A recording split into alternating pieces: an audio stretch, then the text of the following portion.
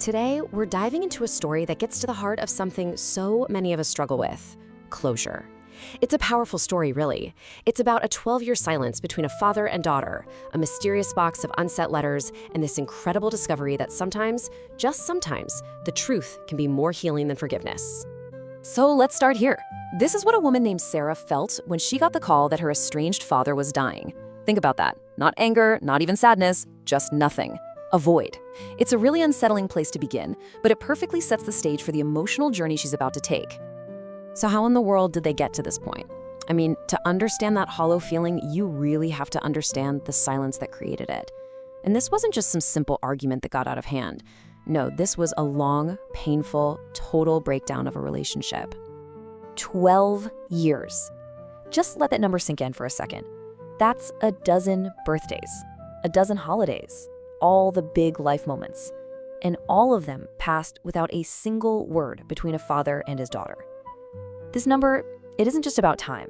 It's about the massive canyon that grew between them, filled with missed chances and deepening wounds. You know, something like this never happens overnight. It was more like a slow, painful erosion of trust. It started with things like missed birthdays. Those turned into a pattern of broken promises. The final straw, the one that broke everything, was him missing her college graduation. That led to one last explosive argument. And then silence for 12 years. And then, just like that, life steps in. A phone call at 2 a.m. from a hospital 3 states away shatters that quiet. Her father's had a massive heart attack. And suddenly, those 12 years of distance just collapse into a single, terrifying question. Should she even go? Sarah decides she has to go, but when she gets to the hospital, the story takes a wild turn. The big confrontation she'd been bracing herself for with her father, well, it gets replaced by a mystery, one that's handed to her in a simple shoebox by his wife, Linda. This really captures the war going on inside her head. For years, Sarah had played out this scene, rehearsing all the things she would say, holding on to all that anger she felt she had every right to feel. But then she saw him, frail, unconscious in that hospital bed, and the words just evaporated. The reality of the situation was so much more complicated than the anger she'd been clinging to for over a decade. And this is where the mystery begins. It's a shoebox, and inside, 26 letters. His wife Linda explains that for the last 6 months, he wrote to Sarah every single week, without fail, but he never sent a single one. Why? His reason was devastating. He felt he didn't have the right to just force his way back into her life. So this is the question, right? It's the question hanging in the air for Sarah and for us. What on earth could a person write in 26 letters, only to decide they could never be sent? The answer to everything, she hopes, is inside that box.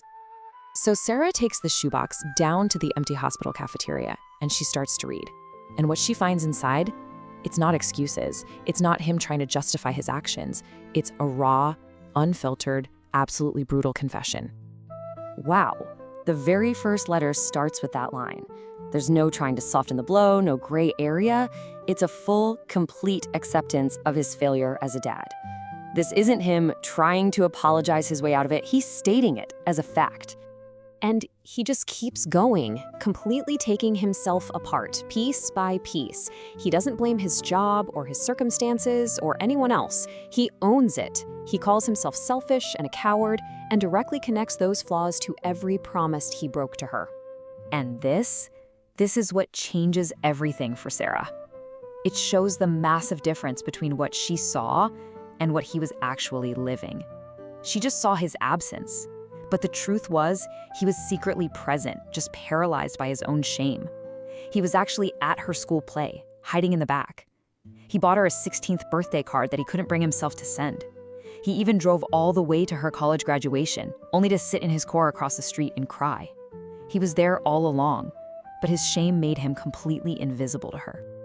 His last letter doesn't ask for a thing. It's not a desperate plea for forgiveness. It is simply him acknowledging her worth and his failure to be the father she deserved. It was the final, most painful gift he could give her, the unvarnished truth. So now Sarah is armed with this brand new, incredibly complicated understanding of her father. She has to figure out what to do. The anger she walked in with has been completely replaced by, Well, something she can't even name yet. And what she does next is so deliberate, so profound. She doesn't run. She walks right back into that room. She reaches out and takes his hand, making a physical connection. And then she starts to talk, sharing her own truth. And she stays there, by his side, for 3 straight days. And this is her truth. It is not some perfect movie script ending. It's messy and it's brutally honest. She admits that forgiveness might just be impossible. But she offers him something else, something she just found in that shoebox: understanding. And for her, right then, that was more than enough. That was something. On the 3rd day, something incredible happens. Her father actually wakes up, just for a moment. He looks right at her, and he squeezes her hand. Not a single word is said, but in that one simple gesture, a real goodbye, one that had seemed impossible just a few days ago, finally happens. So what do we take away from all this? This isn't just a story about Sarah and her dad. It's really an explainer on the true nature of closure and the powerful lessons we can find in their imperfect, but very real goodbye. Yeah, we tend to think closure is this neat and tidy thing, right? A happy ending wrapped in a bow where all the hurt just magically disappears. But this story suggests something different, something more real.